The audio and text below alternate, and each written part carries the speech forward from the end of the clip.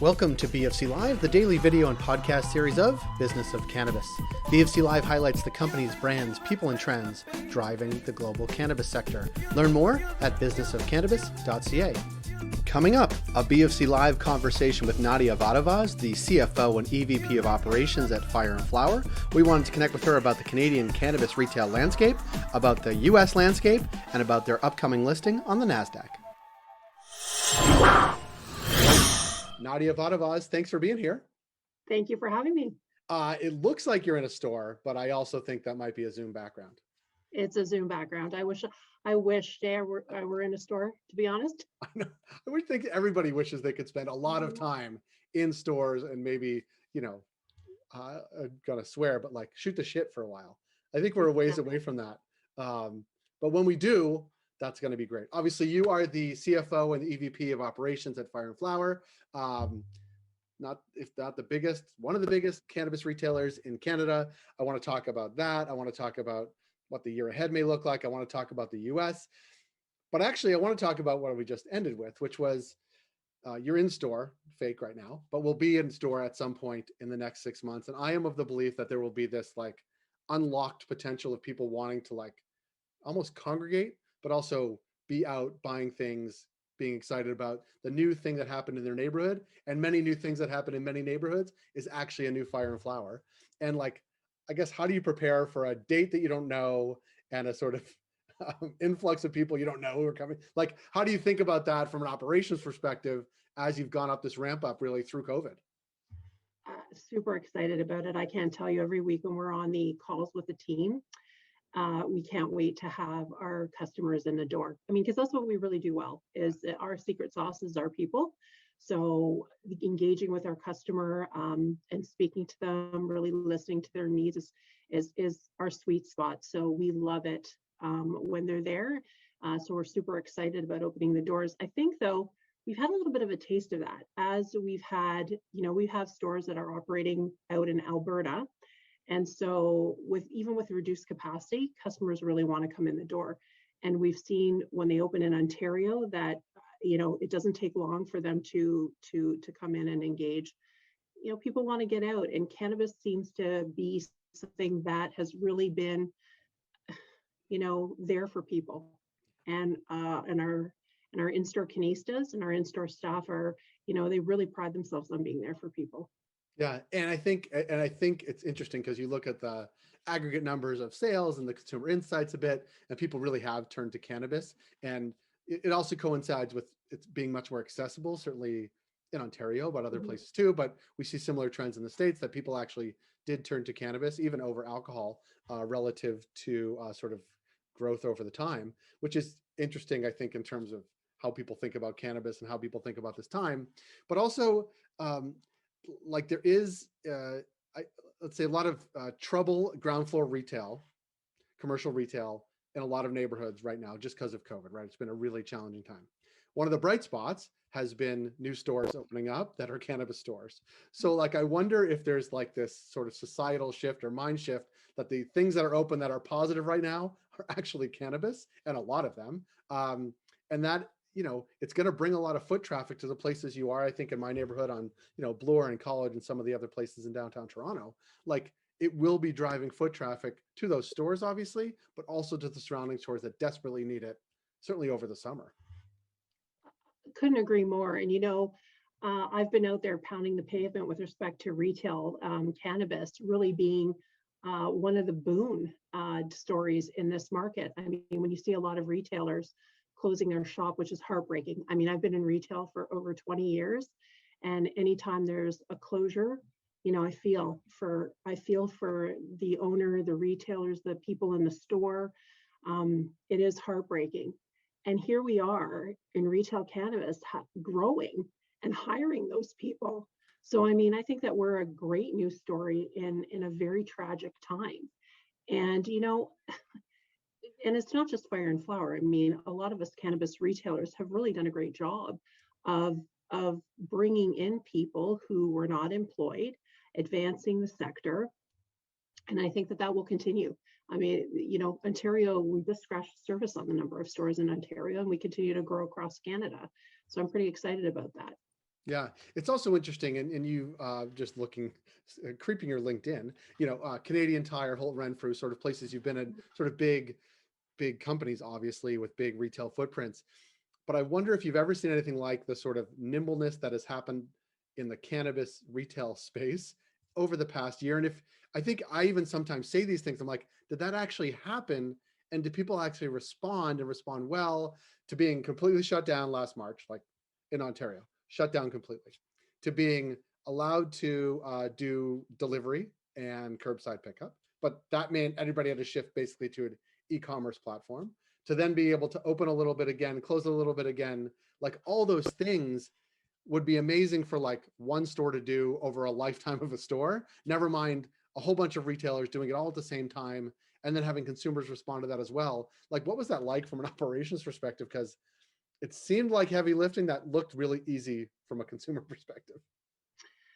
So it was pretty heavy lifting, but I will say this, I think that the differentiator for Fire and Flower is that we have, 23 plus developers in-house with High Fire.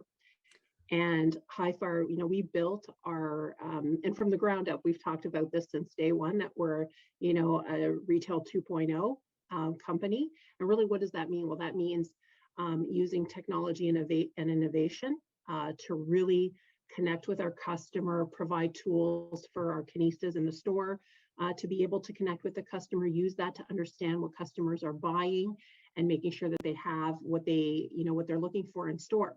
So this is the way, it's in our DNA at Fire and Flower. So for us to, use our already existing platform that was in place, we were not allowed to do delivery with the exception of Saskatchewan prior to that. But, we had, I think, all the ingredients in place to be able to move pretty quickly. So, back in the time tunnel when Saskatchewan was the first that really could go online for delivery. We did it in 2 days. And between curbside pickup and delivery and then deploying throughout the rest of Canada as we were able to in the provinces that we were able to, we did it pretty quickly. It was a heavy lift, but all the bones are there. And I think we've done that, over and over and over again. And so turning it off, turning it on as things change with COVID, as we see shutdowns, as we see, openings due to with capacity constraints. We're able to kind of turn that on and turn that off. So I think we've gotten pretty good at it right now. Agility in the cannabis space is everything. I'm sure you've heard that over and over again. And I think you can't get too precious about anything. Yeah. And actually, that's where I'd love to sort of ask about is that, yes, we're talking about Canada, we're talking about the past year, but looking ahead, and you guys have made no secret of it, there's an expansion opportunity and game plan for the States, right? There's that's just not just sitting there. It's fairly complicated, but it is, on the horizon. That's sort of one thing. The other is a listing on Nasdaq, which I don't know if it'll bring you to New York to then have to quarantine on the way back, but like talk a bit about those two things and how you're viewing them from a overall Fire and Flower perspective. Sure. So from the beginning, we've talked a long time about going into the U.S. and markets beyond the U.S. as well. It's never been a secret that Fire and Flower may have started off as a Canadian retailer, but our goal is to be a global retailer. And so, with cannabis, we talked a little bit about the ability to be nimble and adjust. So, it all depends on what markets that we're able to go to and how quickly we can get there. Certainly with the announcements recently of what's happening politically in the US, that we're excited about that and we'll be in the US as soon as we can. With the announcement of American Acres, certainly that's our way. When we go back to the technology discussion that we just had, and that is our our special ingredient to really use our tech platform, and deploy that in the U.S. And when it's permissible to actually own assets in the U.S., we'll do so. But we can get to the U.S. before then this way. It's pretty exciting about that. And certainly our relationship with Couche-Tard, always contemplated going into the US. They have an amazing presence, lots of real estate, They know the U.S. very well, so of course we'll leverage their knowledge and relationships. And then of course, when we can get beyond the gates of the U.S., we'll do that as well. So it's just really a matter of keeping our eyes out to which locations we can actually go to and where it seems that we can reasonably succeed. Yeah. So I think with our tech platform, it's deployable globally. Yeah, it's interesting because I remember a couple times over the past year, maybe even a little bit before then, there would be these announcements that you guys would put out about the net number of people who have actually been on the app, right, in the platform. And it's just, it was eye-popping. It is eye-popping, especially I'm sure other retailers are looking like, that's a lot of conversion of like consumers onto a platform that is Fire and Flower. Yeah. I mean, we have over 220,000 Spark Perks members now that we engage with on a weekly basis, and we like to speak to our consumers and our customers regularly, and it allows us to really get to understand them, what they buy, how they buy, where they buy, so that we can provide a better experience for them, whether it's a digital experience online, whether it's in the store using our clienteling app, whether it's directly with the canista and really having that conversation, in-store pickup, like any way that the consumer wants to shop is how we need to be there for them. And I think fundamentally think about like way back in the time tunnel, the whole reason for legalization in Canada was to be able to combat the black market and really, service the community. And the best way to service the community and counter the black market is to be able to, allow the consumer to engage with the retailer and the product in the way that they need to. And so, that's our goal, always has been. The way you say it makes it so much sense. There's a lot of regulations that we could sweep out of the way with that as a rationale, and I'm happy to help you do that because I think there's a lot, there's many to go. But can we talk a little bit about sort of a Nasdaq listing, because I think that's actually Sure. will be really, well, obviously a major step for Fire and Flower, but also I think a real turning point for the Canadian sector, looking at Canadian companies, and some are listed in New York too, but really out of the cultivation realm, like actually into the consumer facing sort of brand realm. And I think that's really compelling from my perspective. Like, how does that cross your mind as you sort of contemplate that listing? Yeah, and certainly, access to the U.S. market is, I mean, clearly that market is massive. But what's really interesting, from an investor perspective, when I look at, if I put my CFO hat on and I look at, the investment opportunities out there, when you think about Fire and Flower, I mean, we're trading, I think, at 1.4 times our 2021, even, and then you think about, revenue. And when you think about, geez, you've got your large MSOs at 3.5 times, you kind of look at Fire and Flower and go, wow, that is good value. And so for us to be able to tell that story and really talk to people about, our platform and the way that we intend to compete, which I think is really unique. I'm excited to be able to do that. It is, for me, a very compelling story to be able to tell and to be able to, engage with potential investors on.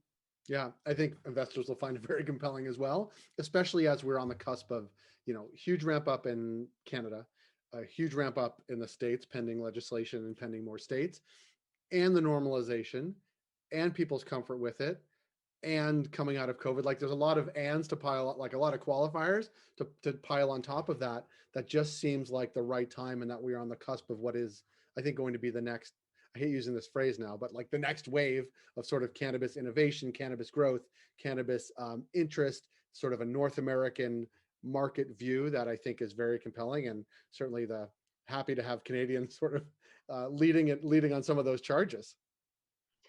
It is interesting. And Jay, I mean, you talk to so many people in this sector, and I think what's really important, and sometimes people ask me, like, what keeps me up at night? And I always say, well, putting Fire and Flower in a place where we are able to remain agile, right? So that, we are, batten down the hatches, make sure that we can respond to all the opportunities and take them as they arise, as well as being very proactive about, our next steps in our strategy. And so balancing the two in kind of a crazy environment is really the magic that needs to happen. But I think that, we've done that pretty well so far. We'll continue to do it. It doesn't mean we haven't had our fair share of, challenges in that regard, like a lot of retailers. But I think that that's, we have to keep, keep going, keep on going. And, when it comes to the regulators, sure. I mean, I wish things were advancing at a different pace than they are today. But I'll say this, there are a lot of people trying to advance the cause in meaningful ways, and we're going to have issues and we're going to face hurdles. And I think it really is about the overall sector coming together and making sure that those hurdles, we have good engagement on those and keep moving the conversation forward in a reasonable way. And that'll be for years to come.